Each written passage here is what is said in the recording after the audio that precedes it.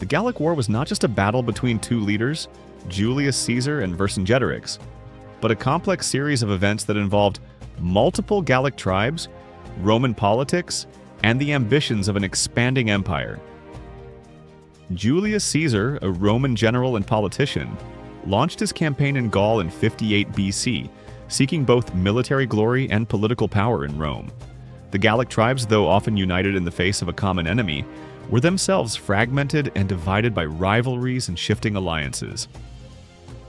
The early years of the conflict saw Caesar systematically subduing various tribes, often through a mix of military force and diplomacy. The Helvetii, a Gallic tribe trying to migrate through Roman provinces, became one of his first major opponents. Caesar's swift and decisive victory over them demonstrated his military prowess and strategic acumen. As the war progressed, Caesar faced larger and more organized resistance. The most notable challenge came from Vercingetorix, a charismatic and capable leader who managed to unite several Gallic tribes in 52 BC. Vercingetorix's strategy combined guerrilla tactics and conventional warfare, aiming to exploit the difficulties of fighting a well-equipped Roman army in unfamiliar territory. Despite initial successes, including the famous siege of Gergovia, where Caesar was repelled, the tide turned with the decisive Battle of Alesia. Here, Caesar's forces besieged Vercingetorix and his army in a fortified position.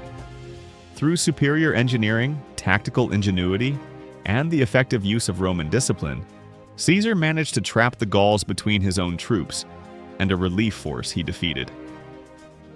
The surrender of Vercingetorix marked the symbolic end of Gallic independence and the beginning of Roman domination over the region.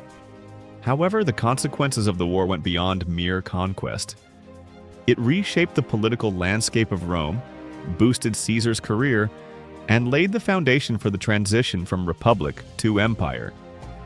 The Gallic War remains a story not only of warfare but of culture, identity, and the struggles of a people facing the unstoppable force of Roman expansion. Caesar's commentaries on the Gallic War, written in the third person, serve both as a historical record and a piece of political propaganda, portraying Caesar as a heroic and just leader. These writings give us valuable insights but must be read with caution, considering the biases and aims behind them.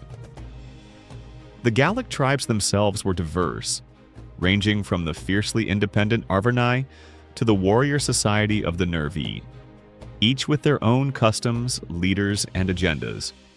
Vercingetorix, an Arvernian nobleman, emerged as a unifying figure during a time when the threat of Rome compelled the Gauls to set aside their differences. The war also had a profound impact on Roman military tactics and engineering.